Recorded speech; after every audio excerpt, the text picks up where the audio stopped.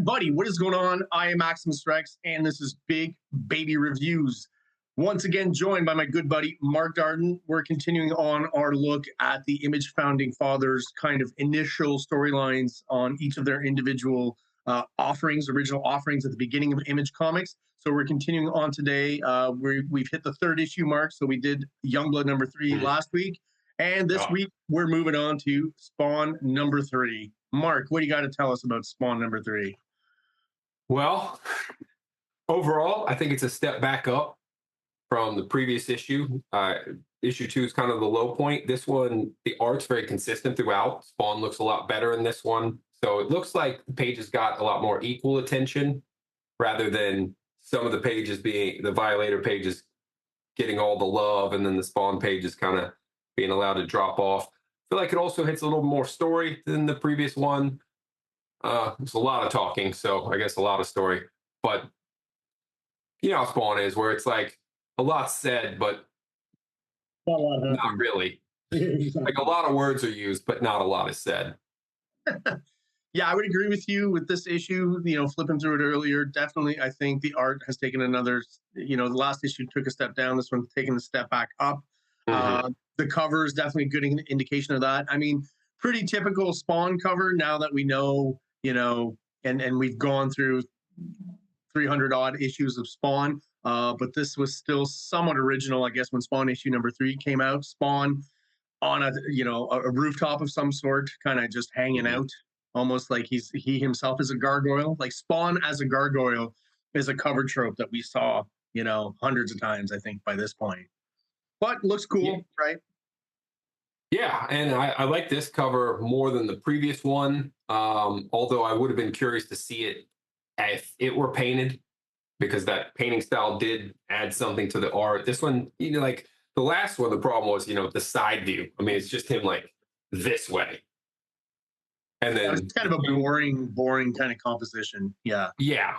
This one, he's definitely more looming. The cape's in motion, like something's happening. There's bats around it. So, but maybe the coloring or something could have added to it via the painting. Yeah, it is good to note that this is, you know, the first cover that's not painted. This is kind of, you know, just pure McFarlane and Steve Olive colors on this one as well. Yeah. All right. I mean, that's, I guess, about it for the cover, right? Nothing really other to talk about here.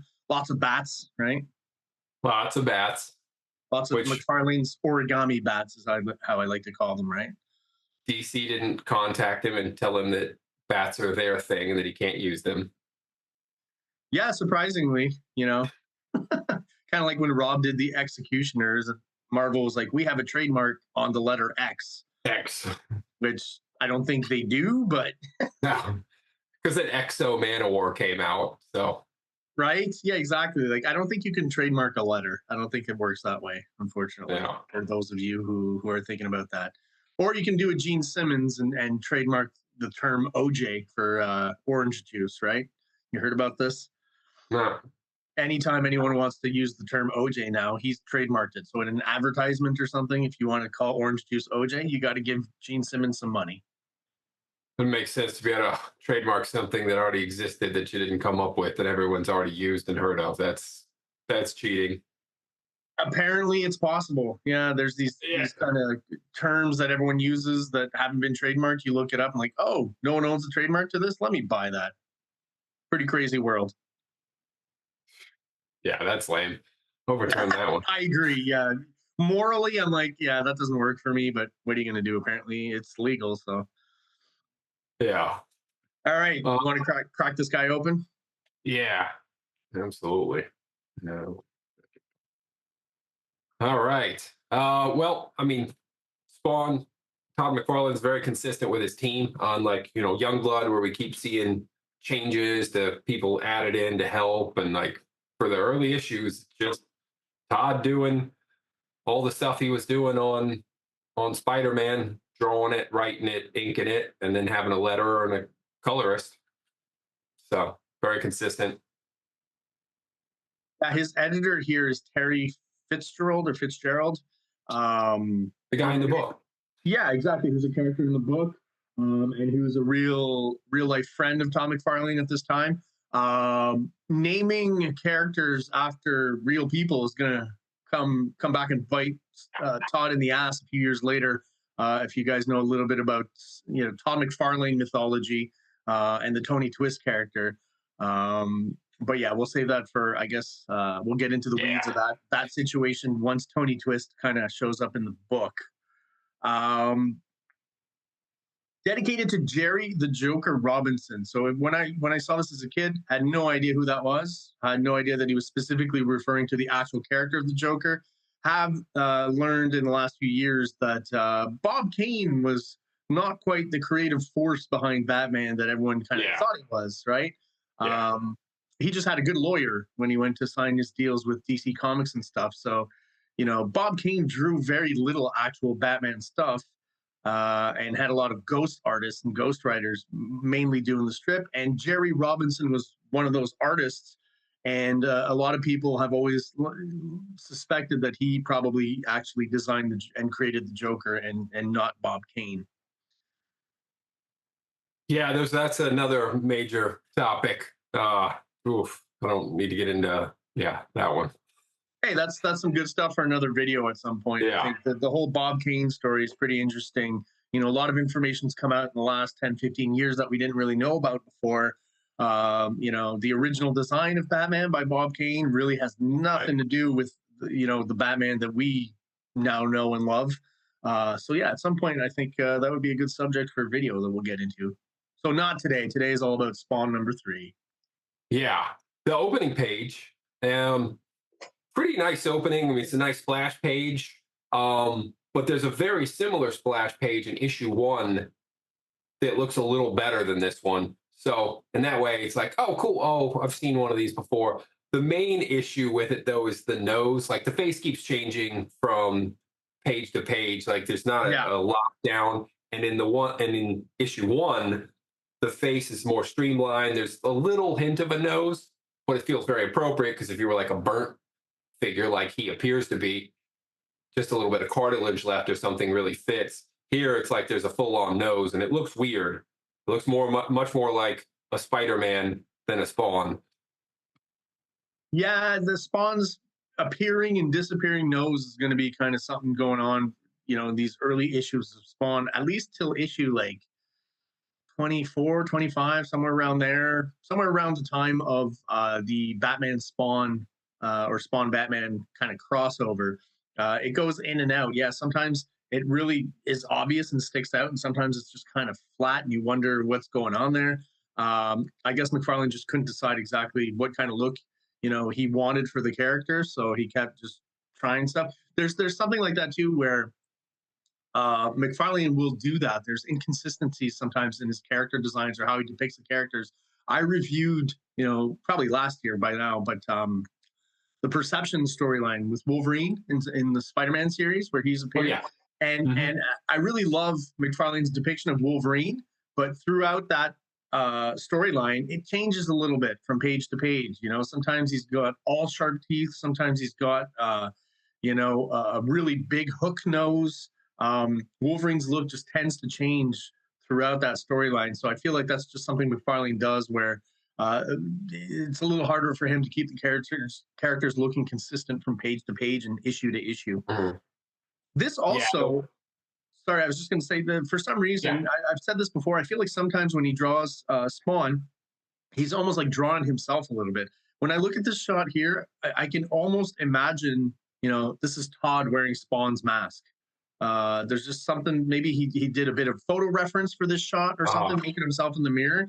But to me, this does a little bit look like Todd with the Spawn mask on. It is kind of fun that there's a panel border around it, but the art continues, but the coloring's slightly different to also make it more striking that there's this image in the center. It's one of those old McFarlane tricks, right? Just a little designy kind of trick that just instantly makes the image a little more interesting and just gives it that extra little bit of layering. Because obviously with a close-up shot like this, there's really not multiple layers. You pretty much got one, maybe two if you count the cape kind of overlapping the side of his face. But we're pretty up close with one kind of just foreground layers. So that just, it gives the illusion of layering, basically. Yeah. On this page, Spawn mentions brothers and a mom and a dad that he's going to go visit later, but I don't recall ever that being encountered in the series. You? I don't remember any other mention of Spawn's family other than his wife. Yeah, well, obviously she's not a part of his family, but people that he knew from his prior life. There's Chapel and there's Wanda, and that's basically funny that he would mention this here and just never ever refer to it ever again. So yeah, at least in my knowledge of yeah, I've read, yeah. no, truly, and that would have made good single shot issues of checking in on family and maybe trying to use a little bit of the power to redeem them or help them out of something. I definitely think that, yeah, that would have been interesting, at least early on in the series. But yeah, he never revisited that. So yeah, I mean, this shot is just, it's a gratuitous up close headshot, right? This page really is here to get across bits of the story and basically what Spawn is now remembering from his past. That's really what this page is for. Didn't decide to include a few panels of talking about his family members. How about a panel where you see a picture of his family or them playing baseball or something? It's the image doesn't correlate with what's being said in the narration, right? It's just a shot of him remembering all that stuff, where it's been more visually interesting to actually show us visually what he's remembering. Yeah, there's that, and also he could really cut down on the text if he just honed in on the key important points and let that breathe rather than just feeling like you gotta keep talking, you gotta keep putting words on the page that don't really play out or play into the story. Yeah, he was always accused of being pretty verbose in his writing, so there's an example of that right here. Again, if he had just included, a panel at the top right, a panel at the bottom left, that maybe gave us a visual cue of what he's talking about, could have made the page just a little more interesting to look at. But yeah, just a lot of text with a very simple kind of headshot of Spawn. Yeah, good space for some additional panels. This next one, this is this first page on the left. This is one of the ones where I really feel like the book stepped back up, where Spawn really looked lame in issue 2, and in this one, I like how, I mean, a lot of it's silhouettes, but you've got the silhouette at the top, but there's just enough detail of the cape wrapping to make it feel like more than a silhouette. And in panel 3, it's definitely a silhouette, although it's got color, but it works because it works very moody and we're dropping back. But then the other 2 panels where he's just blacking out a lot of areas and having him in shadow, that works so effectively. Spawn looks very cool, kind of creepy, evil, being back in the shadows, and we don't need all the details. It kind of adds that graphic effect that we liked in issue 1, but into the into the art of the pages. With this page, you're absolutely right with everything that you're saying. The kind of mood that it's setting, the dirty alleyway, all that stuff, very cool. Looks really cool. It's kind of, I've talked about before, of Spawn as Dracula a little bit, and I do feel like you got that kind of dark vampire vibe here that works really well, obviously, with Spawn and his design. And we're starting to see, the return of a little bit more noodly hatching on this depiction of Spawn that I really like. So, and again, it's not much is happening. It's just Spawn just kind of standing around, but the variety of shots and stuff really looks cool. I really like the one kind of middle panel where Spawn's really small, and then you kind of see the silhouette of a shadow on the wall. I think that's a nice little touch there as well too. So pretty cool page overall to kind of establish how creepy and mysterious Spawn is without having him do much. Again, he's basically, both these pages here, he's just kind of standing around and stewing and being very gothy, I guess. Yeah, he laments a lot. Very emo. Yeah. he could have done that while maybe fighting a little bit of street crime. He could have had these same thoughts while just out there, dropping some elbows to a mugger or something. Or even if he's, you start off top left, he's at the top of the church, and then he kind of walks off the roof and kind of swoops down. He's not, taking care of business or anything, but he's maybe at least walking around, not just kind of standing there. But that's what he chose to do. And in spite of that, it still does look cool. I didn't get into a lot of later issues, but I don't know if you read Cerebus. Did Cerebus just kind of walk around yapping a lot without much actually? I haven't read much Cerebus, so I couldn't tell you. So because there is a little bit, Todd has mentioned, there is some inspiration as disconnected as it might seem between Spawn and Cerebus. So I don't know. I don't know if that's something he's getting from Dave Sim. Huh. This shot on the right, it's almost a splash page, right? Except for the insert panel. This is one of those drawings that I remember as a kid sitting down and redrawing. There's a bunch in this issue. I'll point them out. This is just one specific drawing that really sticks in my mind. I sat there and, I didn't trace it, but I copied it off to the left and, trying to get all those little noodly lions and McFarlane kind of ticks in my drawing, so I have fond memories of the shot, even though, it's once again Spawn just kind of standing around. Yeah, sure. But it's a cool shot. And so much to read on these 2 pages, like way too much. Gosh. Way too much. Way too much. Moving on. Yeah. I mean, it's a lot of stuff that's being reiterated that we already know about, right? Like his devil and stuff, which I understand, we've talked about each issue as the first issue, so you kind of the Marvel way of reiterating kind of the basic plot points, but there's easier, shorter, and more streamlined ways of doing that. Yeah, Spawn has a lot of repetition of information, and we're going to run into that as the issue goes on, where it's just like there's no purpose to this. I mean, this scene here, remember there was, I think, was issue 1, and it kind of end on the devil laughing, Malboja laughing. This page instead has like 57 words, but like it's still the effect of just like ha ha ha, I got you. Yeah, it's about all he really says is, I got you with a bad deal, ha ha ha. That's all we need. Which we already know, right? Basically. So again, this is also a bit of repetition from when we were first introduced to the devil and the whole deal with the devil aspect of the storyline. I do like that first very thin vertical panel, though, just design-wise with the moon and the lettering. I think that looks really cool, works really well. So I do enjoy that, at least from a graphic point of view, right? Yeah. Nope, I totally think visually page looks cool. Just a lot of words not to say anything. Yeah, and I mean, some people have shat on McFarlane for his depiction of the devil and the Violator and those kind of monsters. I always thought they looked cool to me, man. They he does it in a much different way. He's got his own particular way of creating these monsters, and I think they're wholly original to him, and he does it completely differently than anyone else. So, if you compare, say, the Malabolgia to Mephisto and Marvel, right? It's a completely different depiction, and that's what you want, right? You don't want it to be, you want it to be new and different. And especially with an artist like McFarlane, you kind of expect that. So I think he does a good job here. I kind of like those weird bat wings that he's got kind of hanging through his arms. Yeah, it's kind of holes in them and stuff. It looks kind of like a dragon from like the Hobbit cartoon. Yeah, this would fit pretty well into the visual of it would fit pretty well into the world of the Hobbit, I think, for sure. Yeah. The other guy it's kind of reminded me of is Arthur Sudan. But like from back in the 70s and early 80s when he's doing like work with heavy metal and I'm forgetting the other company he was putting work out from Neil Adams' company. Continuity, yeah.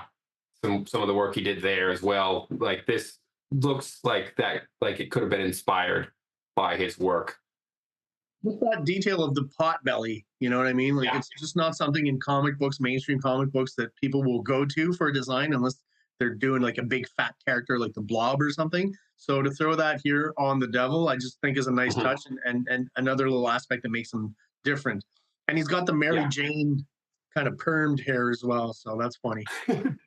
Yeah. He also has despite his skinny little arms and pot belly, those legs are pretty impressive though. It's apparently not skipping leg day. It's apparently the only thing he does. Well, it's like that thing, with people who are pretty big and overweight generally tend to have really big calves. I don't know if you've noticed this, so because they're carrying around that extra weight, so it makes sense. Okay. Figured he was hell's squat champion.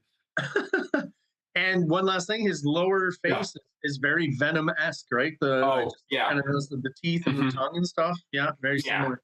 The descended jaw, absolutely. Yeah. And the same greenish eye color that Spawn has, kind of keeping the eyes the same. Yeah. Yeah. Good one. Oh gosh. So he keeps going. It's like now it's 137 words. And really all that is said here is just, hey, you were a bad guy in life. This isn't the time to start trying to have a conscious, Be like, noble. Yeah. yeah, yeah. You like, I picked you for a reason. I gave you this power for a reason because you're not a good guy. So don't try to pretend now. Go with the flow. And that's really all we need out of this page. Yeah. That's the piece of information. I picked you for a reason because of who you used to be, which we kind of, you could kind of surmise that from what we know already, but stating it, fine. But 137 words for that, don't need it. Yeah, it's a bit much. Yeah, I agree. I think you could definitely have streamlined the dialogue here and get the same points across. But again, visually, listen, it's another page of Yeah. a character just standing around not doing much, right? Which is Yeah. what seems to be going on throughout most of this issue. Um, but in spite of that, all these little cool kind of visual tricks and graphic tricks that he's using here, I really like. You've got the profile of the devil at the top. First time we see him with his mouth closed. So kind of a different kind of look for him, I guess. I didn't expect his head to get so small. Yeah. The overbite's cool. Yeah, no, I like it though. I do like it. I like how he again used the hair as the frame for the next two panels, which I think looks really cool. And even at the bottom, the hair almost ends up looking like kind of a rocky formation in the foreground of the image. And Yeah. yeah. It's kind of a nice touch, and the slightly more mysterious hatching that he does on the devil's face in that second panel, very McFarlane-y, very typical of what McFarlane does, and I think it looks really cool. And yeah, just graphically a cool page, but dialogue wise, just way too much to read. Yeah. The one other detail he does give dialogue wise is just saying that, like, I've got agents keeping an eye on you, which we kind of, like, we know the violator, or at least I think we know the violator is, like, keeping an eye on him. But agents, I don't know if that pops up for real or if it's a long time down the line. But Yeah, the fact that there would be more than one person looking or watching Spawn from afar. Yeah, so I don't know. I think it's one of those things where Todd's like, well, if I say agents, later on I can introduce more guys and, tie them back to here and say, no, it was planned from the beginning, although it probably wasn't, right? yeah, it's a thought from the beginning. Yeah. Not so much plan. Uh then we get the page where we're just checking in on things, not even in a way where it's not advancing or much. It doesn't even really remind you of what's going on with them. I mean, with Sam and Twitch, just like, oh hey, by the way, don't forget those two guys exist. They're on the case. Yeah, that's basically all. We're not learning anything new. Very similar. This scene with Sam and Twitch, like we're just in issue 3.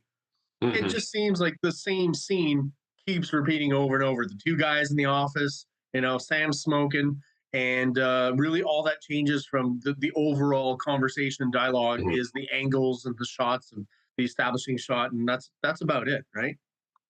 Yeah, if instead we were getting like them actually doing if they're like investigating a scene with the heart and maybe they get near the alley that spawns in, like, they kind of like walk past it accidentally on the way to the next scene. That'd be cool. Like maybe link them a little more. Even some crime scene photos laid out across the desk, and they're kind of looking at them, so you get a new element maybe, or a new little bit of the case that they're working on. But yeah, we don't even get that here. Yeah, maybe if Spawn was even accidentally in the background of one of the shots or something. Yeah, way off on one of those buildings, you kind of see the cape billowing off. Yeah, just all like just blending into one of the spires, but the cape going off. Yeah, so that they're like, maybe they're gonna figure it out, or maybe they're gonna see him and notice them. They're close. They're close. Yeah. Yeah. Plus, he could have done, if he was doing pictures, he could have done one of those cool graphic pages like what we loved in issue 1. So Yeah. that would have been neat. Violator is kind of the same thing too, where he's talking, he's singing, but we're not learning anything more. We're just being reminded he exists. Don't forget about this guy. He's still there. And that's it. It's not a great use of it.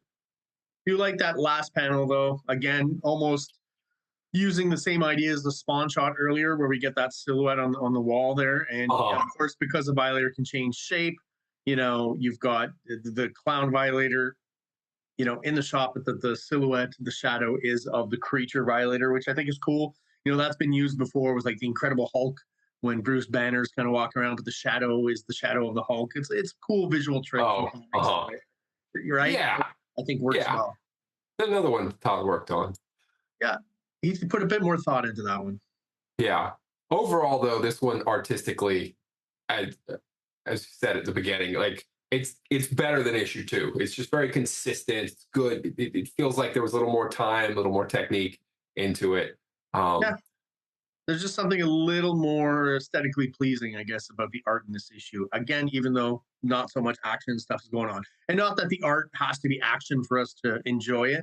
So I guess this is a good example of, quiet scenes that can still be visually interesting if the artist is pulling his weight on these pages. And I think like McFarlane definitely is here.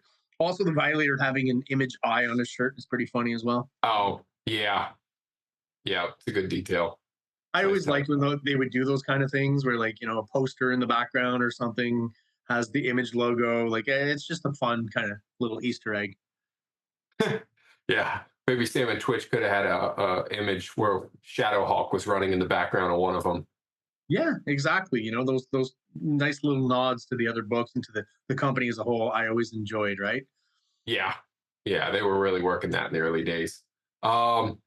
This scene, we add something. I mean, it does give the character a little something to do, but this office guy who's harassing his secretary because Spawn's going to the CIA office to get info on his wife.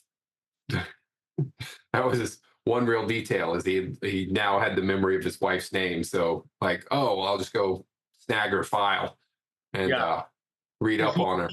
Because he knows the CIA has files on literally everyone. So yeah. Yeah. This is kind of the damsel in distress again kind of scenario that's used in issue 1. The context is a little bit different, but it's basically the same idea. And it's more of a power of using the job position power rather than 6 dudes with physical power. But using his authority over her to exactly. I like the establishing shot at the top of the buildings, very McFarlane-y. But again, just showing you how, something really simple and probably quick to do still has a lot of effect and looks really cool. I think, McFarlane would often do that kind of just head-on shot of the buildings to establish kind of a bit of the city. Works really well here with kind of almost the full silhouette in the foreground, the CIA building behind there. And I really like the clouds as well that he added in there, the moving clouds. Really sets the tone. And it gives us a bit of a creepy feeling before we move into kind of this bit of story here. Yeah, agree. And the single lit window to let you know, like, this is the spot we're going. And then coming in with the angled shot, not quite direct. It's not directly from above, but coming in from above. Cool shot. And unlike, like, if this same scene was drawn by Rob, we probably don't get. We don't get an establishing shot, so we're out on that. And maybe the character has one desk next to him, rather than here we get several pieces of equipment that they must be working with, and there's even some stuff behind them. So we really get a feeling of being in this office, which I do appreciate that a lot. Yeah, and I was going to say, in spite of the fact that it's a really fairly tight cropped shot, we still get a lot of information about the environment and the background elements and stuff, and it still feels very complete without having gotten a whole kind of faraway establishing shot of the room that they're in. You get a good sense of where they are, as opposed to, again, Rob, who would throw in, like you said, a desk or a chair, and that would be it's an office. Maybe a cup of coffee or something. Yeah, and then the third panel, given more like this character he's got such a cartoonishly creepy look to his face. Like this is very cartoonish, and the woman's reaction, you see the head tilt, you see the like, oh, surprised look on her. So I do like it's a and visually it's kind of levitativity in a way, even though it's a very serious situation. But I Yeah. love the cartoonism of it.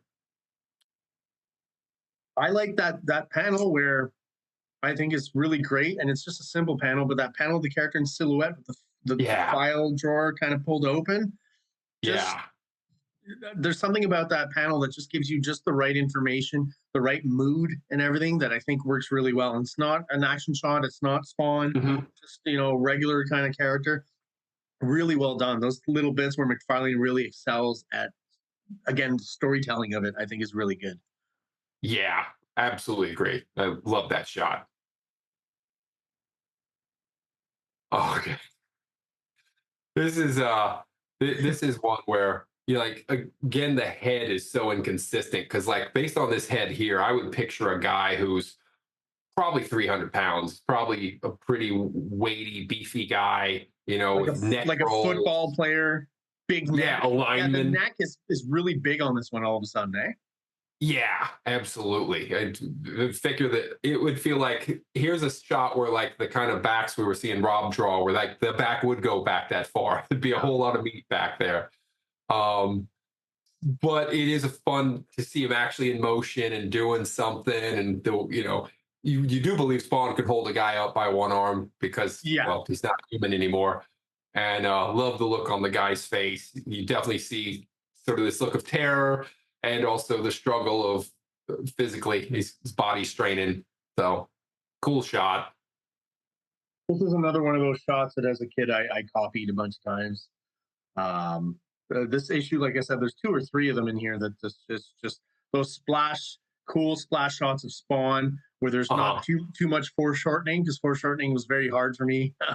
I mean, I still struggle with it sometimes, but as a Uh-huh. kid, it was one of those things that, man, I really had took me a while to kind of understand the basics of it, and I wouldn't say to master it, but to be able to pull it off. So these were the kind of shots I was kind of looking for that weren't too complicated. Um, yeah, just Oh yeah. another McFarlaneism that I like. Some people don't. The fact that the gentleman that he's holding by the throat, if you follow his pants down, his pants and his shoes kind of all become one shape. Very Uh-huh. McFarlane thing to do. And some people hate it. I've always thought I don't know if it works every time, but I definitely feel like it works here. And again, those little tricks for him to get through a page quicker and hit the deadline faster. I definitely think Yeah. that's one of the reasons he's doing that. But I like art where there's a center focus of the image. I do think that's a cool effect of where like you put a lot of detail into an area and then like the rest of it can fade into a silhouette or fit into the background or an Yeah, outline. the areas where you don't want the focus, you just do a lot less detail. Yeah, absolutely. Mhm. Yeah, I think that's good. When you mentioned the foreshortening, though, looking at that arm, like for how thick it is, the length makes no sense. I mean, A it little does short. feel like the arm is it's not quite half the length now, but it feels like it's barely over 50% the length it was before. Having the cape droop over is probably there to help kind of hide how ridiculous the arm has shortened. Yeah, like the shoulder joint with the bicep. Mhm. Yeah, no, 100%. Yeah, why not just have more of a like, a bend in the arm rather than a straight out, like I'm holding you like this? Like, why didn't he like, because you remember like Batman 89 where he grabs the guy and he's like, I'm Batman, and so he's right up close. He could have done that, but with like one arm instead. Deadlines. Got to move on. Maybe, yeah. Also, having the chains wrap around, but Spawn's legs become silhouette-ish. So there's that one chain that wraps, and then you just see it, you know, it just disappears behind the leg. I like that effect. I think that's cool looking. Yeah, just a simple way to give just a little more layering to it within, because Mhm. he could have pulled the cape in a bit closer, but just that extra little bit going behind his butt, behind his thigh there, Mhm. just gives that extra little bit of layering that makes the image more have more depth, right? Yeah. And then the little shot where he's, getting in close to the guy and you see the guy sweating and his eyes are wide. with fear. I like that Spawn's eyes lit up, but I wish he had gone more with it. Like really, like have it flare out like almost a flame coming off the face. I think, yeah, the more, over the top that effect is, the Mhm. angrier Spawn is, right? Like that's the sense that you get. Yeah. Yeah, it would sell the how, like, I understand intellectually why this would be intimidating, but if it was just flaming out more, I could feel it. I could see it a little more in the art. Even more so. There's a bit here where I wonder, on the right hand side, the right hand side Mhm. page, where he says, "Where are you, damn it?" That bit of lettering right there feels quite different to the rest. And sometimes I wonder if maybe McFarlane just did that bit. I remember there was an issue of Spider-Man that he lettered himself. I Oh. think it was during the Morbius crossover in the Spider-Man series. And I get a bit of vibe there that that lettering is maybe McFarlane's. I don't know for sure. Oh. I do feel it looks different enough from the other stuff where maybe once in a while he's interjecting and he's like, you know what, in this panel, I want something like this. Because the angle of it, the size and everything just feels quite different from the rest of the lettering in this issue. And I don't really understand if there's a need for it to be that different, right? It could have just been lettered like all the other ones. So I feel Mhm. like something happened there. There might have been an issue and he just went in and did it himself. I could be Hmm. wrong, but it just kind of stands out awkwardly to me. Um, Now the page coming after, I do feel like this one where it's like he's smartly getting through the page quickly, of like he's just got the hand letting the letterer fill up the panel. It's mostly a silhouette of a guy in this little bit of area of light, not a lot of detail. Completely They just blacked out panel. Like, yeah. Yeah, then they just kind of create a panel by putting a border around it, as if like, oh, now that light went out, and then the devil laughing to remind us that, yep, he exists. Yeah, storytelling wise, it makes total sense. It's easy to follow what's going on, as you kind of pointed out. But I do feel like this is a good opportunity to get through a page quickly and again hit those deadlines. Yeah, which I mean, for the detail he puts into some, it makes sense It's to. understandable. Yeah. And he Yeah. talks about this, right? You've seen interviews where he talks about, like, boom, why did I do this on this page? Because I can get through it quicker. Boom, establishes what I need, and then I can move on and again get some more pages in. Yeah, and this one too. There's definitely like panel 3 where you've got a silhouette, putting a little bit of detail in. The fact that the face is just completely blank feels that part feels like it's missing. Just the cape's having folds, but I still feel like, maybe you need the silhouette of the eye part of the mask or something. A little Yeah, like more. either just the eyes or that kind of the spawn marking or something. Yeah, Hmm. agreed. Does feel Yeah, like a just little unfinished. I will yeah, say the though green that slits. that first panel I really like. Again, those Todd Hmm. McFarlane city establishing shots, I think Yep. always work really well. And again, because it's the long 90s vertical panel, right? You can crop out a lot of detail you don't want to draw. And you definitely have enough information, as to where this is happening. Hmm. Yeah, and then the assuming alleyway again. I mean, because of all the trash and whatnot, like panel 2, there's a lot of detail to putting like hatch and marks into the ground. Got a lot of boxes, a lot of trash. So that's a good panel, and I do like the silhouette panel. It's just the fact the face is too blanked out. And then panel 4, just having the hand and throwing the files because you're upset because you found out she's married. I don't think if I did even I don't think he actually says that she's married. He just yells that he's upset. So, oh no, he's gotten some bad news. Yeah, well, basically, spoilers. I think the bad news is that she has a daughter, right? That's what Oh, he's finding out here. And later on, he's going to find yeah, out that she's married his best friend, Terry Fitzgerald. Yeah. yeah. So I was bringing this up before we got on, but for a comic about an assassin who comes back from the dead with powers from hell, no action. I mean, like he battles no one. He's Yeah. not like fighting crime on the side. All his encounters, he just sits around brooding a lot. And I was looking through like all the other series, their issue 3s and how much like action they go for, and like the Wildcats issue 3, it almost is just action from start to finish. There's barely a page where they breathe or have to like get from scene to scene. It's like 16 pages. And like Youngblood 3, it's almost all action with a couple of moments of chatting and interjecting some information. It's about 6 pages of that. It's like 17 pages of action. And, you know, Savage Dragon number 3. Again, there's like 6 pages of just pure plot development, and then 18 pages of action. Cyber Force and Shadowhawk are like half action. This issue of Spawn, it's like maybe 3 pages. It's a whole lot of just talking. Although it's a whole lot of talking where, again, not a lot said. Like the actual amount of information being peppered in is not that much. So there's plenty of space in the comic where there could have been action. And instead, it's a lot of words equating to not that much. Yeah, just very, very verbose to not get a lot of points across, basically. Yeah.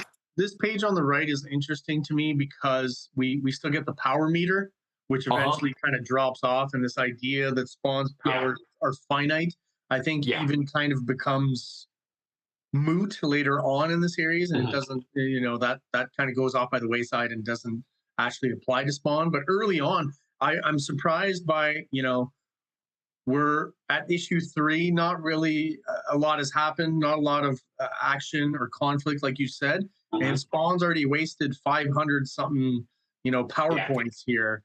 Yeah. Not doing a lot. Yeah. Yeah. It's down 5% already. Which is surprising, you know, as like I said, I feel like McFarlane at a certain point kind of figured out that he painted himself into a bit of a corner if he wanted to keep publishing Spawn monthly for, you know, 300 odd issues. So eventually that's probably why the power meter disappeared. But yeah, even as a kid, I remember going, oh, wow, he's already lost a lot of power here. So, you know, when he actually kind of breaks out and has a conflict next issue, for example, with Violator, feels like he's going to lose a lot of power pretty fast. Yeah, he'd only used a couple of points in issue 1 because he mostly just fought the thugs just using the strength and effectively as a vulnerability. But he did that one little explosion thing. Yeah. But then in issue 2, he wasted almost 5% because he just kept trying to change his appearance. Like once he found, like, oh wait, I can use my magic to look human. Oh no, I'm this white guy. That's not me. Why would it work? I want to do what I want. So it was a bad use. And then he uses, I'm assuming he uses a couple of points getting across town. Like he teleports in. He doesn't take a cab or walk. I don't think so. Yeah. Yeah. I mean, he doesn't have anything else to do. He could have just walked, but yeah. Uber's not around back then, so yeah. Yeah. I mean, I guess this is him changing forms, but yeah, how did he get there? I don't know. He just arrives. That's the boring part, man. We don't need to see that, even though he's showing us other kind of boring parts and scenes. I like how this ties back to issue 2 when he does try to turn back into a human in just the color scheme, right? If you remember when he was using the power there, you know, typically we associate green with the Spawn powers, but in that issue they used blue, so they use it here again. So that's a nice little kind of callback color-wise to what was happening in issue 2. Again, we get the kind of, they call him, he's kind of been called the beach bum kind of look, I guess, surfer dude. Look, so, you know, Spawn originally being a black man, Al Simmons now can't turn back into the black man, so he turns into this white dude. And again, Todd does that thing at the bottom there where the pants and the shoes just kind of morph into one shape. He throws a bit of hatching in there at the bottom, but just pointing it out because it's a very McFarlane thing to do, and it makes it so you don't have to draw the feet too detailed, right? Yeah, it would have been kind of funny if this comic, because he has this one form he can turn into, and it's this white guy that doesn't look like him. He talks a lot about trying to get his wife back, but we don't see it. Like, it would have been kind of funny if every issue he turns into the white guy and then like shows up in her life for a little bit, just being nice. You know, every time he overhears like an argument with her and Terry, just like he shows up the next day. That would have been a fun little like sort of romantic side of him just continuing to try to work on getting his wife back, but as this white guy, and her being kind of like, yeah, it just feels like I know you, you know, exactly. connection, and him be like, Yeah, doesn't it? Yeah, he can, obviously bring up stuff that will connect with her, right? And that she's Yeah, into because it's like I know you. You remind me of someone I used to know, or some yeah, of those kind of yeah. You tropes. you Yeah, always yeah, know just what to say. It's just amazing how we have this connection. It would have been a hilarious aside of him fighting hell and then keeps popping in to check on his wife and hit on her as this other guy He, trying to he's work got her a over. he's got a new job every time. Like with this, he's like going around for the SPCA or something. But next, he's Yeah. like, I work for the postal office now. Oh, I'm a window washer. That could have been a great levity bit throughout the comic. Um, Probably not in line with the tone that McFarlane's trying to set here, but yeah, like just to think about it is pretty funny. yeah, yeah, that would be a good parody for say Darkest Image 3. Yeah, yeah, And then wackily, his wife just happens to be trying on some super hot dress to get ready for an event. of course. Yeah, Yeah, just comes to the door and that. I found one of the things that was striking to me about this scene is how much information she just volunteers to random dude who yeah, shows up. And then his excuse for why he's there, again, God, you don't got to say this much. Like, as soon as he starts to go into like why he's there, like, oh, I'm from the blah, blah, blah, and I'm here for, you can cut it off right there. You can already cut into the mama because all we need to understand is that he's giving an excuse. We yeah. don't need the actual details of what the company does and why they would actually come around door to door. It's like, it's too much, man. Just cut it down. Yeah, and this 2-page kind of layout here. When we look at it, here's where Tom McFarlane's very adept at making even kind of boring, mundane scenes a little more interesting by his choice of Mhm. angles. The way he lays out the panels, the background elements that he adds. Just the lines behind Wanda there. Uh Um, huh. I'll go back to it. We've talked about this. I feel like early on, there's still in McFarlane's art a bit of a manga influence. Like these kind of vertical lines behind Wanda there, I feel like that kind of comes from the world of manga. Um, and early on, there were a few panels too where we had speed lines in the background, Uh which huh. eventually I find like McFarlane just kind of doesn't use anymore. But in these early Spawn issues, we still got speed lines. So there's little things here and there where I feel there's manga. He's still being or taking things from manga a little bit early on in the series. Even that shot of I guess we'll call him Spawn, blonde guy Spawn. The Mhm. first one we see Yeah. there where he's like, "Hello, I'm from the." Even that shot there to me feels like almost like something I would see in a manga comic. The way the lines in the back are kind of I guess meant to push forward this surprise that he has, or this I guess slight anxiety from seeing his wife again. Yeah, sure. It did definitely because there's lines going, lets you Like the like, emphasis on his reaction, I guess. yeah, because his look of surprise is reflected via the lines. The lines behind Wanda reminds me of what we've been seeing Jim Valentino use in Yeah, Shadowhawk because he's been using that graphic element. Um, yeah, there's a little bit of change in the face. I mean, he's kind of got a long face, but that could be part of the effect of the surprise. Versus in the next panel when he's talking, his face kind of scrunches in a bit. But again, that's cartooning. well, it's like an example of what I talked about earlier, where sometimes there's inconsistency between the characters' designs from page to page. So, Uh-huh. someone like a John Byrne, he's really kind of um, what's the word I'm looking for? Standardized, I guess, the male face and the female face. So with John Byrne, characters tend to look a lot like each other, but their faces are consistent throughout. With McFarlane, because he's more of a cartoony artist, the characters' faces are vastly different, right? If we compare blonde guy Spawn to say Sam and Twitch, all those three faces are vastly different in their shape and their composition. But again, that leads to a little bit of inconsistency from page to page with the same character because of that, I think, cartoony McFarlane style.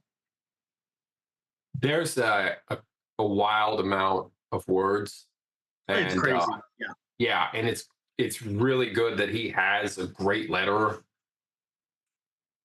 Tom does an amazing job of fitting all this stuff in. and covering the parts of art that you can afford to lose, working it behind the figures, covering in like, because like when you're putting in wording, like you can, it's better to cover like the midsection or like part of a leg where you still got like the top of the leg and the bottom of the leg, because your brain will just fill in the detail in between.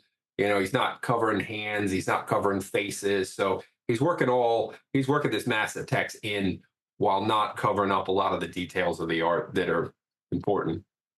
Yeah, he's definitely earning his pay here and being pretty clever with the placement, especially with the amount of words he's got to put in there.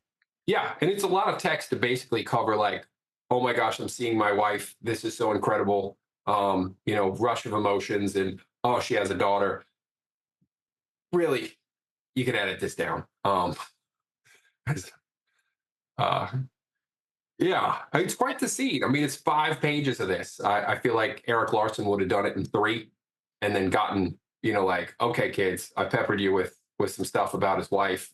Now let's have him fight somebody. Let me get that back in there because I know you want that. I feel like I wouldn't be bothered with the 5 pages as much if there wasn't just so much to read. It's the amount of words, I think, that just bog you down on these pages. Yeah. And a good layout. But and I know I harp on this quite a bit, but like now Terry comes down, he sees the husband, and this guy who works he's in the FBI? I think so, yeah. FBI or CIA. For someone who lives a life where like you got to hold on to information, he just comes right out and starts telling details. Oh yeah, man. I mean, my wife Wanda, she lost her first husband, and like I understand, like, if we didn't know this information, I understand, like, how you're kind of peppering in the details by having the characters say it. But A, we already know this information. So B, it's really weird for a guy who's working in Intel to be just volunteering information. It just seems counterintuitive. Yeah, even in his regular life or in a situation like this, he would still kind of have that mindset of not revealing too much, right? Or not revealing pertinent information. Yeah, it's not like the enemy wouldn't fish for information. You could have a guy just randomly stop by just to kind of test some things. So it's weird. I think a better way to have done this would have been like as he's coming to the house, maybe overhear a conversation they're having, and so he gets information, and then when he comes to the door, not so much. That would feel more appropriate. Maybe not everybody's thinking about how folks in Intel should operate, but I don't know what amount of actual knowledge about how Intel agencies work that Todd McFarlane has, right? He's just probably going mostly from knowledge from movies and stuff. And at the same time, I guess, he figures, well, I got to move the plot along somehow, and I got to get some of this information across to the reader and to Spawn as well as a character. So I guess he figured this was the best way to do it.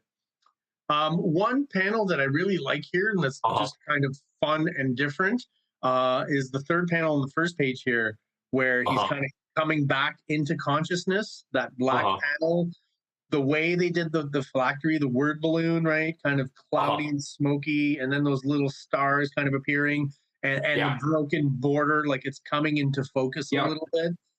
Just a nice little touch there. I don't know how you would, if someone asked me to do that, draw a panel where someone is coming out of unconsciousness. You know what I mean? Oh, I don't know how exactly I do that. I think this is a pretty cool way of doing it. Yeah, for a panel that is effectively just a black panel, giving the border some extra details that are layered is cool. I agree with everything you're saying there. Even the fact that's at a bit of the diagonal, like it's a bit warped, you know what I mean? All of that just works really well. He's used like 3 or 4 different tricks in one panel to get that across. And, probably in a weird way, my favorite panel storytelling wise on this page here. Yeah, and across the 2-page spread, we've got 2 open border panels. So that's nice variation.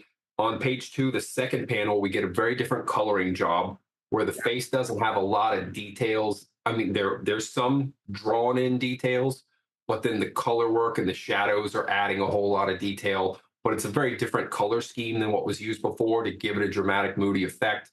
Almost a little bit like some of what we saw again in like Shadowhawk #2, where the colorist is doing something different to make that panel pop. Yeah.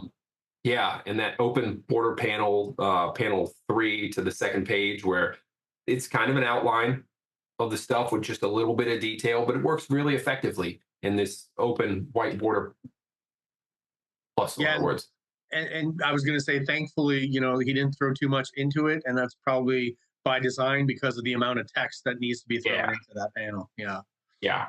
Yeah, Still that shot of blonde spawn there with the second panel, like you said, with the delineation and the shadows kind of being a blue and the light kind of being like an orange kind of tone. I like it. It always evokes to me. I feel like it's like, oh, we're like late afternoon or something, and the sun's kind of coming in through the window on a uh-huh. space at a lower kind of angle. I always got that sense there. So kind of sets a specific time and mood that I kind of like. Yeah, that makes a lot of sense too, with the next panel having those long shadows going directly out from the Right? figure. Yeah, exactly. Yeah. Yeah, yeah, good point. Uh, so then, yeah, we changed back to Spawn brooding, just hanging out in some random alley. Oh my gosh. Why not a panel of the neighbors? Just a few panels of people who are at their window, just looking out like, what is going on down there? What's all Oh that my gosh, dude. ruckus? It's a work night, man. Okay, whatever your problem is, shut up. What Life are you keeps rolling. what are you kids doing out there? Yeah. Gosh, yeah. I mean, New York is busy and things never stop, but I suppose even this level of just yelling in the alley, somebody's calling the cops. They're gonna go like Spawn's gonna get shuffled off pretty regularly. Yeah, for sure. I like But uh I was gonna say I like this first panel. It's a little yeah. obvious and on the nose, the big no, but Oh just yeah. this kind of cartoony idea of the city kind of silhouette in the Mhm. foreground with the big Yeah. no and that kind of burst of energy emanation or some sort of fluid. I'm not quite sure exactly what he's trying to represent there, but I figure it's energy. It's kind of fun. I like it, and I almost wish he would do more of that. But it's the kind of stuff that later on, with the mood of the book and the kind of the dark aspect of it, Mhm. he does less and less of that kind of stuff. Yeah, it's a nice cartoony touch for Yeah, a it's book fun. that's got yeah, it's Yeah, fun. Comics are supposed to be fun. Like we've got a serious subject, but we're still having moments of fun. Yeah, I totally agree with you. I love that shot. it's I like a slight Eisnerian kind of inspiration, right, where he would incorporate like lettering and words into the actual image. So yeah, I kind of like it. and it's another good callback to what you're saying, where there's an anime, a manga influence, because they have in manga like these very serious fight scenes, and then suddenly a character makes a silly face, and it goes cartoony. Where now Yeah, they're very comedic. like, Yeah, yeah, yeah, I like that a lot. And then panel, I mean, it's kind of really panel 3 because you've got that one little panel of space and the moon, and then the silhouette of the city. But then like panel 3, where again, there's not a lot of details to the figure, but that really works great for Spawn. Like there's all the cape folds, awesome. Just a little bit of detail to his head, which whenever he's got his mask off, this works so much better of us just seeing a little bit of the messed up flesh rather than a full yeah. face. And then the eye slits, we don't see the nose, which is good because the nose doesn't make sense. And then hopefully this didn't costing him any power, but well, it looks like it did. It's Yeah, just like he's with just energy. He's just he's just just wasting energy. farting from his hands, like Yeah. he's just burning energy, I guess is what he's doing here with no specific purpose in mind. Yeah. Yeah. Yeah. No, he's wasted. I mean, he went from having dropped 5% of his power to like, geez, what did he used another what, 13%? It's like this is the most energy he's used up to this point in one Yeah. go, right? It's kind of yeah. I also wonder how Todd was keeping count of this. It's like, oh well, when he farts from his hands, it's 700 points. Yeah. When he turns into the blonde guy, it's 500. Like Couple points, no big was he deal. actually keeping track or just randomly picking numbers? I don't know for sure. Yeah. That shot too, I'm going to mention is it's all about texture in that shot, right? The texture of Spawn's craggly Darth Vader-ish head, the power emanations coming out of his hands, the smoke that it creates, all the kind of speed lines and Kirby crackle that he kind of throws in at the bottom there. All of it looks really cool. It does, it makes a fairly static image look very dynamic. And there's a lot of movement in it, even though Spawn's just kind of standing there and shaking his fists, I guess. Yeah. Oh yeah. No, I love this panel. It's great looking. Page overall looks great. And I misspoke. He used 6% in his little tantrum. It was a 6% tantrum. So it cost him, You better get the math right. You better get the math right, Mark. Yeah. The page next to so important to Spawn. Yeah. Hey, listen, we don't need that comment later. Spawn back in the day is pulling out his calculator to see like how much he's got left. Like, hang on a second. And then he square to the square root. Yeah. Yeah, if he started keeping a list of like, okay, every time I change form into that white guy, it's costing me this much. Yeah. He's got a list. Yeah. He's like, I'm a CIA operative, not a mathematician. What is going on here?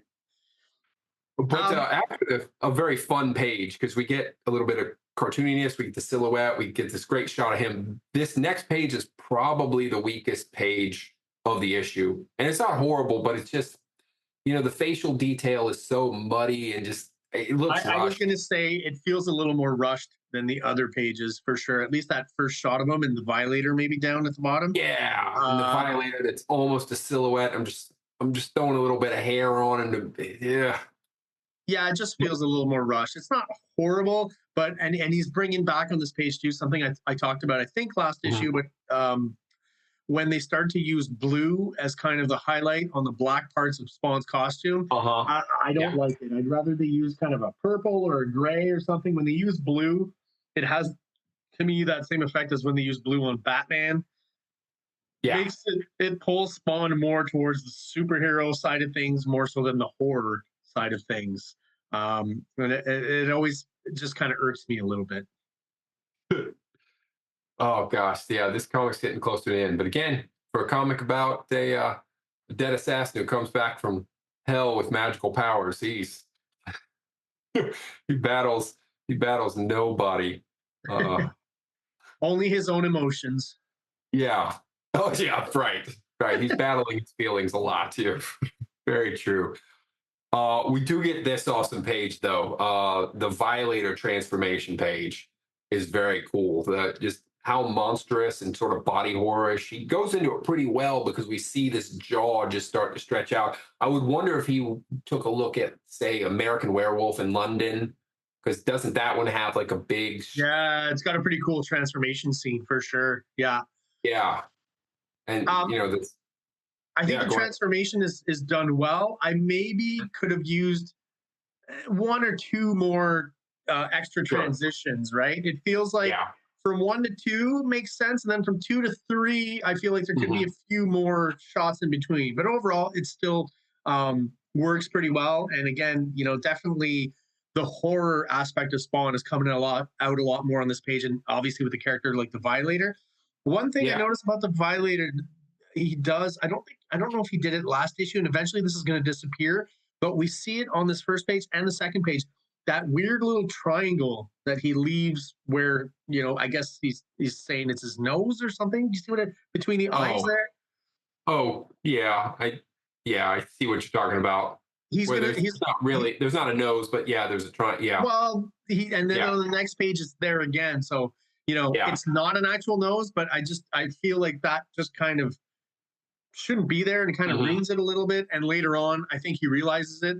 And typically when you see the Violator, that would just be shadowed out like the rest of kind of around his eyes and stuff. So it's just a minor gripe. It just looks a little weird to me. Almost like he's got a third eye there in the middle or something. Just an odd choice that he will eventually get rid of and won't be doing that anymore. Yeah, like you were saying, it would be cool if the transformation went ahead and bled over into the next page so that he could get 1, 2 more in. Just a few more shots of the transition, right? I feel like 1 to 2 seems like a logical kind of bit of time and in the transition there. But then from 2 to 3, it's like we're missing a step or two in between. Yeah, absolutely. Yeah, it goes from this crazy guy face to crazy guy face stretching out with some monster details to monster. Straight up monster, yeah. I mean, it still works. We understand where it's going and what's happening, but yeah, just one or two more of those transitions would have been, probably a little bit smoother, I guess. Yeah, absolutely. I agree with you. I do love the colorings, using the blue in the background. Yeah. He stands out from it. It's very cool. Yeah, and then the opposing page is very much in the orange tone. So you've got orange and blue and the complementaries. So definitely pleasing. Both of these pages are pretty pleasing color-wise, I think. Yeah, and then we get, I mean, this is a great shot of Spawn. And again, it's a close-up shot where we don't have to get a whole lot of the figure in. I mean, it's just it's a lot of cape folds, but then hands coming out and a little bit of chain and the face coming out of the I forget what you call that part of the cape.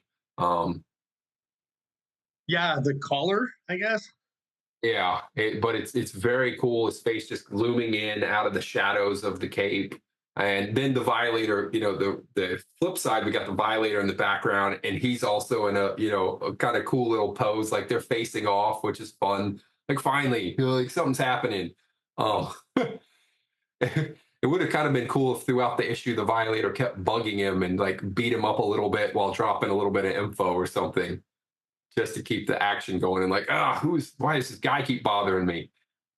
Well, and this is basically, this sequence where Violator meets up with Spawn again, to me, is where I expected this next issue to be right off the bat. Because if you remember at the end of issue 2, you've got that shot of the Violator clown turning. It's almost a repeat here of what we got in issue 2, where the clown turns into the Violator and he's like, oh, come on, Spawn, have a heart.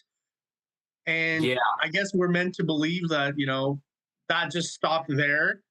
And Spawn did some other stuff in this issue. Now we're back again to that. So it just chronologically feels a little weird to me to move around like that. And there seems to be in these first few issues a lot of repetition of scenes, right? We've mentioned this before, and that's another example of it. So chalk it up to McFarlane not being, the most experienced writer at this point. I guess maybe the speed at which they're putting out these issues, he just doesn't have time to really consider all that. He's making a few mistakes. I don't know exactly why that's happening. I have a question about Spawn's underbite, right? The bottom lip kind of sticking out there. Profile. Right. Is this the first issue that he does that? I don't think he was doing it in issue 1 and 2. Yeah, I don't think he had that earlier, and I don't think he had it in other shots within this comic. There's one where when he's holding the CIA guy by the throat, I think he's got it there, if I'm not mistaken. Let me go back. With Mr. CIA. Yeah, I think that might be. Yeah, there's an indicator there of it too. And I only mention it because, there's stuff that we get in these early issues that's like the power meter that's going to fall by the wayside and we're not going to see anymore. But the underbite really becomes eventually part of the visual language of Spawn. I remember when Greg Capullo comes in on the book, he really caught on to that. And Capullo used that a lot in his depiction of Spawn, which I think is cool. I always liked it. It seems to be specific to Spawn to a certain extent. And then, I know McFarlane started using it when he did Batman in the Spawn Batman crossover. There's a lot of shots where he's got that underbite kind of thing.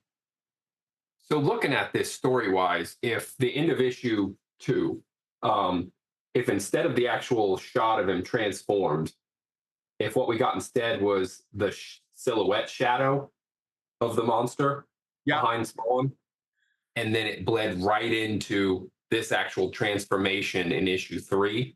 Yeah. Because it's just said, have a heart. If it opened on, we see the transformation, boom, he takes his heart. And then literally it could go to what this next page is, where if we just had Spawn laying in the alley here and Violator just left. Yeah.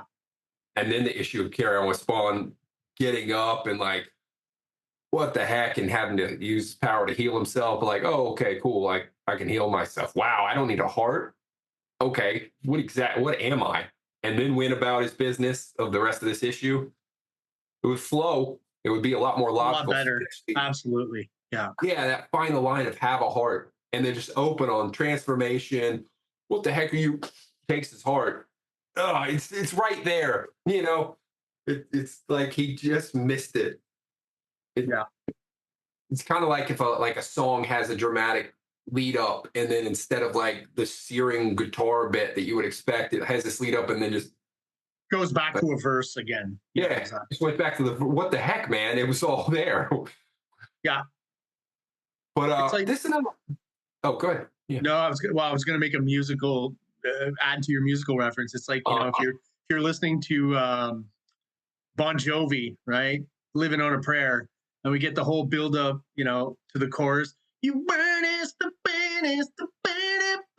and then you go back to the verse. Oh, yeah, back to the verse, right? Like it's not paying off to the part you want to be singing, right? Because the vocals just come in. Oh, Yeah. It's the money shot. It's the moment, right? But yeah, if you went back to verse, just like the heck, man, what was they were building up to something and they really didn't pay off on it. Yeah, exactly. Yeah, which is exactly what this comic did. We built, or issue 2 builds up to like something's about to happen, and then you come back to this, and he's just like, it's just a facial shot of him by himself. Yeah, well, like, where did Violator? The clown walked in, turned into the Violator monster. Somewhat was hinting at the fact that he was going to pull Spawn's heart out, as he's been doing, in that issue. And then what? Spawn walked away, and he just turned back into the clown and walked in the opposite direction. Like, what are we supposed to, imagine happened after that scene, right? It just doesn't really make sense. Yeah, it's almost a little bit like if you could flip the order of these 2 issues or something, because with that issue ends, and then what happens in this issue, it's almost like oh wait, well, before that happens, I want to show you some more things. There's a better way to do it. I do, getting back to this though, I do like the art of this page. There's not a lot of backgrounds, but Todd's done so much work already in establishing the alleyway and whatnot. It's not like the Rob pages where like, okay, man, where are we? Like, we know where we are. No, we know. He's established the environment for sure. Yeah, totally. And he's kind of still doing it with that second panel to a certain extent, just reminding us. Right? Yeah, having an open panel, which is a little bit of rubble, and then the image of the Violator, letting us just focus in on what he looks like as a monster. Totally cool. That middle panel and having this more etchy, like the panel border, instead of being clean like they are in Marvel comics, like giving it some texture and details, really cool. And which I love bleeds into the panel as well. Some of that kind of texture, which I think works really well. Yeah, and then Spawn just laid out in the alleyway. It's hilarious, and with his cape just fully out, almost like wings. It's a very dramatic shot. I like the shot, but I feel like he's in this panel for some reason. He was a little bit timid with the cape. Like, to me, the depiction of the cape is always huge and flowing and super long, and all of a sudden here it's almost like, does it shrink when it gets cold, or like, I don't know. I feel like it could have been with what and again, there's inconsistency in his art and stuff from page to page, but I feel like, maybe this is just me being a little bit humorous, but like if the cape had covered up most of the alleyway and gone up the walls because it's so huge, it just feels a little timid here, I guess, as I'd put it. Yeah, but it's a fun shot. The layout. It's a great shot. Yeah. Him being laid out is fun. And then, panel 3, you just get is the Violator's walking off and him being like, excuse me, buddy, but, the fight's not over. One of the few times where he doesn't have a mass of text. One of the few times he just goes, hey, Violator. Yeah, I'm cool with that. I do feel like that is a panel, though, where you could have thrown in a little bit of background details, a bit of a brick crackly wall or something. It does feel like, I like the art on this page, but that one panel does feel a little empty to me. The top one, I'm fine with. It's open, and there's still a bit of like smoke and rubble at the bottom, but I just feel like that one's a little naked. Just like Violator's butt in panel 2 is pretty funny as well. Yeah, a good hint for that panel then would have been the cape snaking into the shot. Yeah, like if the cape was filling up the other side of that, and maybe like a tendril of it came out and actually like grabbed the Violator or about cape. to. Yeah, or poke him on the back or something. That would have been a neat detail. But man, I just like what we were talking about. If like the end of that other issue, just if it flowed right, the end of issue 2, if it just flowed into the transformation, take the heart, and then just leave Spawn in the alley and him recover from it, it would be more dramatic and it would flow logically. a little bit like we talked about in past videos, the Youngblood remix issues, right? That I Oh, think it's yeah, Tim moving the piece writing. around. Yeah. I might be wrong on who the writer was, but where they moved the pages around a little bit and everything was Mhm. chronological to a certain extent, and just made more sense story wise. Maybe you could do that with these first few issues of Spawn and kind of pull that off as well. Yeah. And then the end of this issue could still be this big action shot that we're about to look at, except that instead of the hole in his chest, it'd just be like, oh, hey, you're that guy who ripped my heart out in the Yeah, beginning of exactly. the issue. And now I'm back. I'm back to get you. Uh, I do like yeah. just one last thing. Oh, yeah. Well, Spawn was one of those first comics, at least in my comic collecting history, where I noticed different word balloon. Like there's the word balloon for Spawn that's very specific with the contour and the coloring, and then Yeah. even Violator has a very specific kind of word balloon with the kind Oh, of yeah. Right. down. I don't know Yeah. if with Violator they kept that up later on. I feel like they weren't doing that, but I really like that touch there. Yeah, no, they kept it going for a while, and it does give characters personality, Yeah. and it works very effectively that you can use the same lettering font, like if you've got a good readable lettering font, but you can make it feel like the character has a different voice via them Yeah, having a absolutely. unique Yeah, word I love balloon. that stuff. And you're never Yeah, confused as to who's talking. You're never, yeah, right? Even if there might all, be some placement mistakes or things are a mhm, little awkward, you still know yep. who's talking.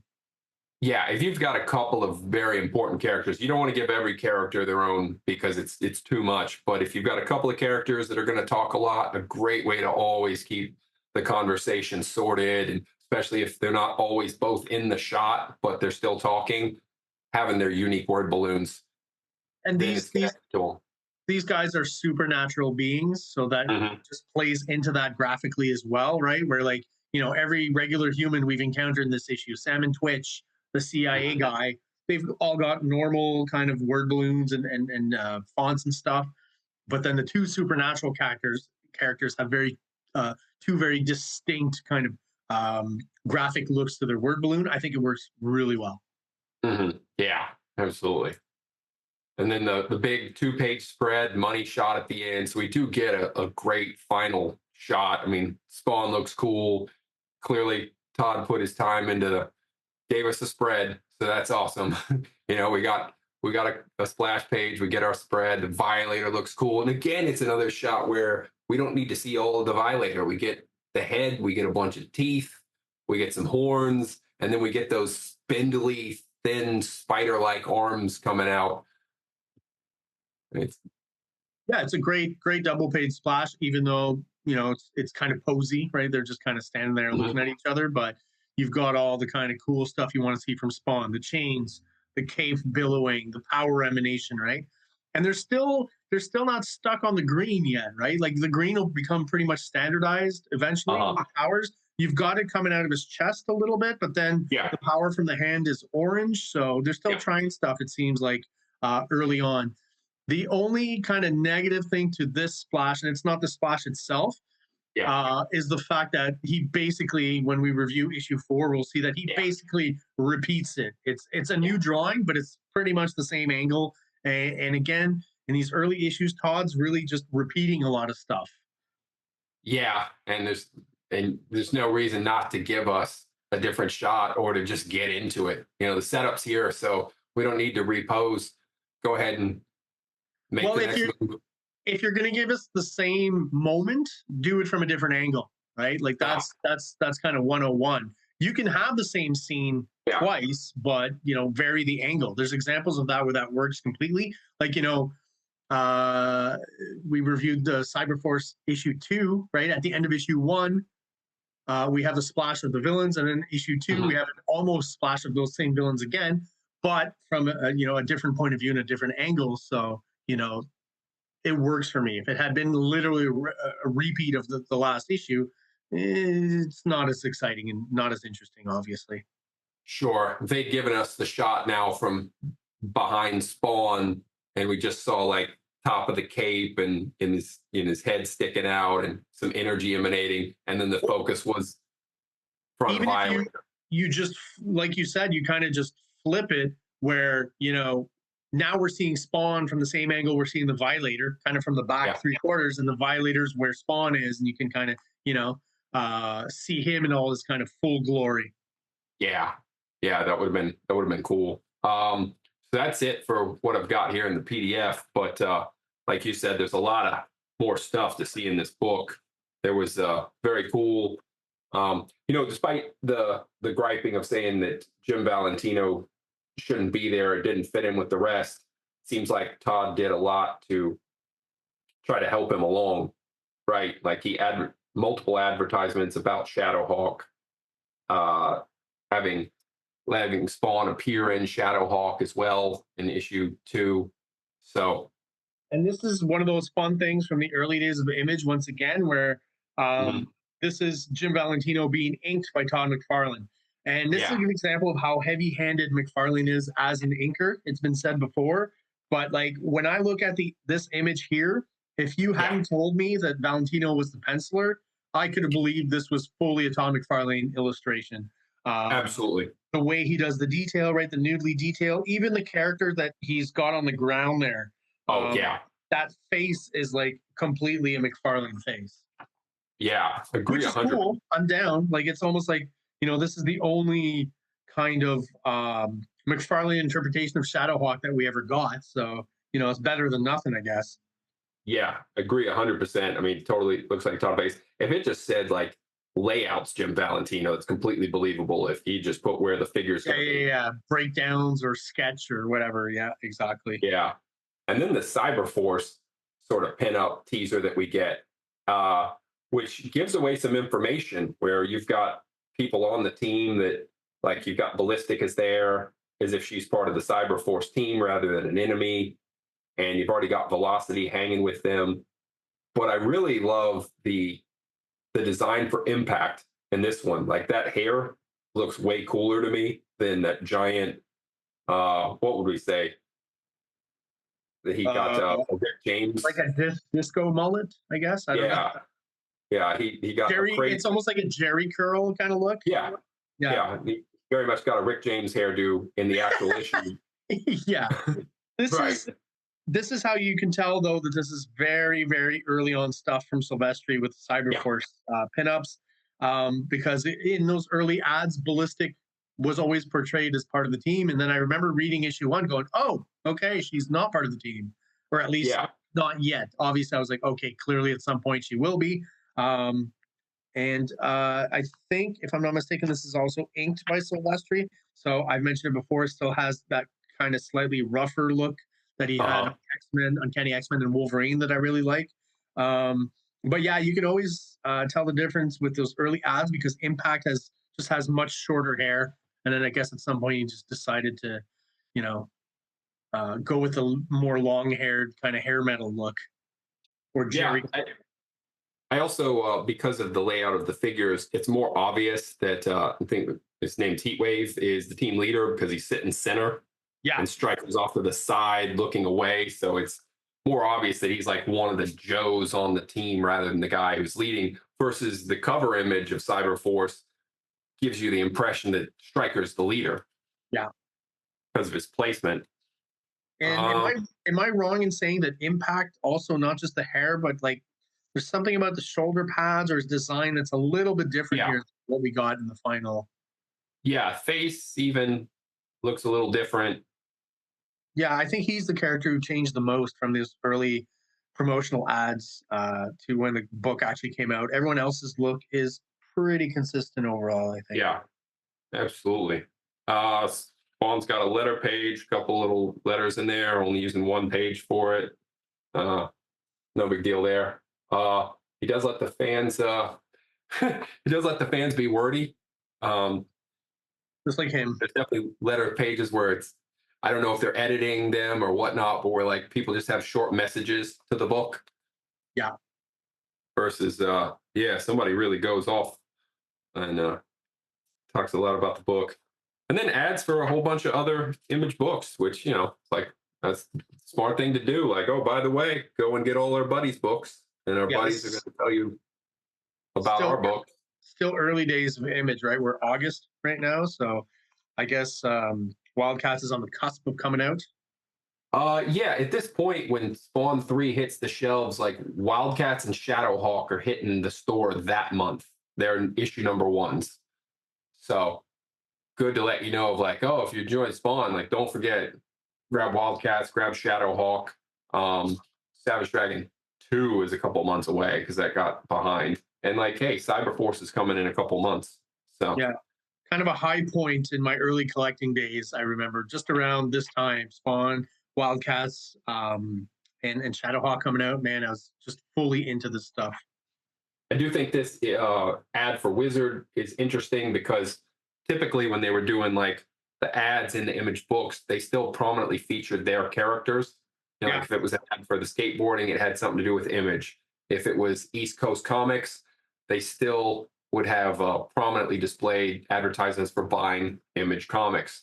And this issue of Wizard does mention, yeah, that there'll be a Cyberforce trading card in Mark Silvestri. Well, if you look at the text, right? All the other stuff is maybe just a little bit smaller and then really big with the lettering. Plus the latest news on all your favorite Image titles. So early on, they've guessed that like, yeah, we need to promote Image, and that's going to help our sales as well. Yeah. And this I remember too pretty fondly. This was my second issue of Wizard that I ever purchased. So. Oh, okay. Yeah. And they're showing X-Men, who we very much connect with Mark Silvestri. Yeah. For having been a longtime X-Men artist, as well as Jim Lee, but this isn't an art piece by him. And I remember kind of this is my first instance of kind of realizing in my early collecting days, I'm like, man, this, really looks close to Jim Lee's style, but it's not exactly him. And then having bought that Wizard issue, there was an interview with the artist, Art T-Bear, I think his name is. Yeah. And obviously in the interview, they do mention that, there's definitely a similar style there, or basically Art T-Bear is copying what Jim Lee's doing. Yeah, and Art T-Bear had also done an issue of X-Men where Jim Lee had done the layouts, and then Art T-Bear went over. Yeah, he was an inker for a while, and then he did, he finished over Jim Lee's breakdowns. And then those first two issues of X-Men without Jim Lee, when he leaves for Image, are by him as well.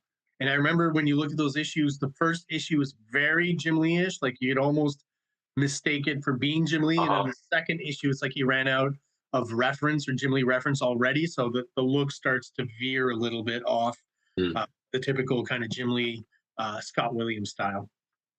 Man, that's slightly shady. Similar to like, because basically it's like if you're a kid and you pick that comic up, like I don't just instinctually go to bother checking the credits. Like if I pick up that comic, exactly. And I'm flipping through it like, oh yeah, everything looks right. Cool. My next, X-Men issue, and like it's got the same artist. I wouldn't know right away. So it's a little bit of trickery of like, hey. 100%. We've all heard those stories of once the Image guys left Marvel editors telling the next batch of artists, like, you're going to draw as close to Jim Lee or that Rob Liefeld Jim Lee style as you can. There's a whole bunch of those on X-Men. Even after Art T-Bear, then you had the Kubert brothers who came on, right, to Uncanny X-Men and X-Men. And even though they already had kind of their distinctive style, you can still see it in those books. They were definitely going for Jim Lee West Coast style of inking and hatching that, wasn't too jarring for if you were used to Jim Lee. And on X-Force as well, for a while, there was, I think it was Mark Pacella who was doing a few of those issues after Rob. And he was not quite as successful maybe as Art T-Bear, copying another guy's style, but they were definitely going for that Rob Liefeld style. And even when Greg Capullo comes on to X-Force, there's still a bit of that leftover Rob Liefeld style of hatching, even though I'm reviewing those issues right now with my regular videos. And, Greg Capullo is just a much stronger draftsman and stronger in composition and angles and layouts than Rob Liefeld is. But he's still trying to go for that kind of West Coast aesthetic on top, when it comes to the hatching and the inking. Yeah. The Spider-Man books too, they brought in a guy who like kind of kept the look going. Yeah, they tried as much as possible. And even on, I remember when Stephen Platt first appeared on Moon Knight, right? Moon Knight, none of the Image guys worked on that book, but man, that art style is 100% a product of Image inspiration, right? It's almost like he was mixing, Rob Liefeld, Jim Lee, and Todd McFarlane all into one style. The Stephen Platt guy. Oh, yeah. Yeah, it was Oh, pretty bombastic style. Like there's aspects of it that I think are really cool, but then there are aspects of it that are a little bit amateurish, at least early on with the Moon Knight stuff. But I remember I picked up a few of those issues. yeah. It kind of Yeah. fell apart with Stephen Platt. Like that first issue of Moon Knight, he inked himself, and that kind of worked. And then in next few issues, I guess because of deadlines and stuff, you had other kind of more traditional Marvel inkers on top of them, and it really didn't work as well.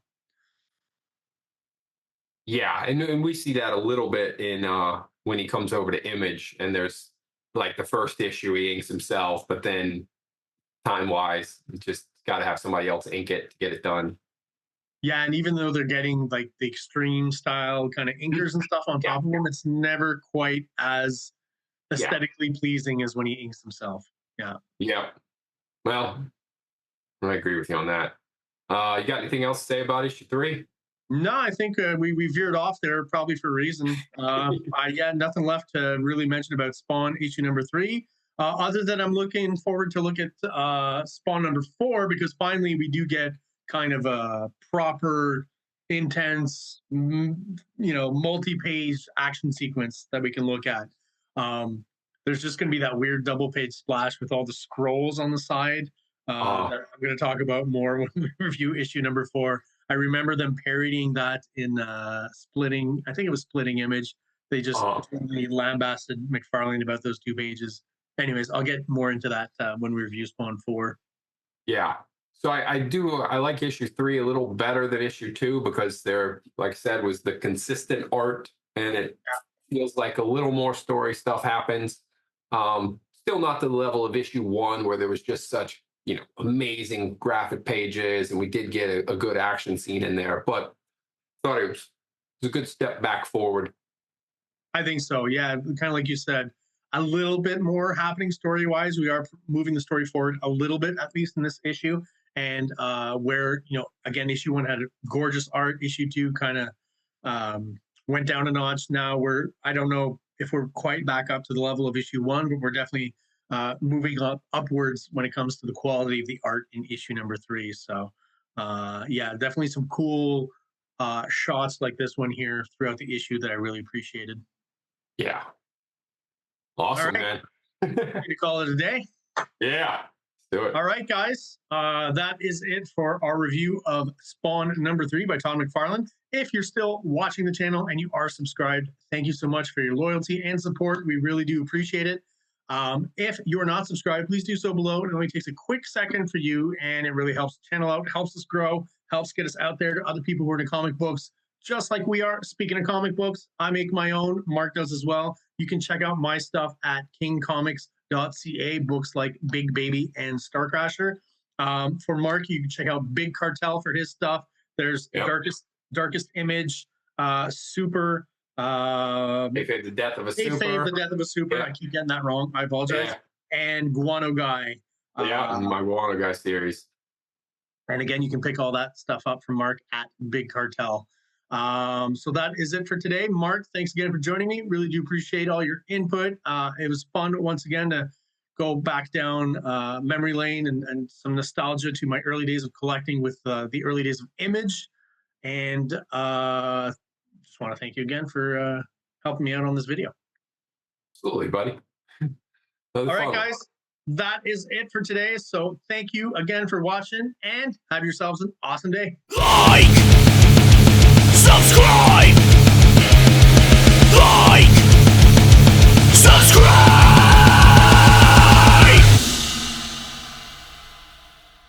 King Comics presents Big Baby, Volume 1, Issues 1 to 13, 204 pages of story and art.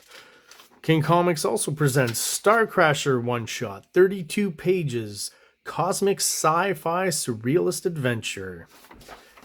You can find these fine comics at KingComics.CA, at MaximusRex13 on Instagram, or on Facebook, MaxRex or Big Baby.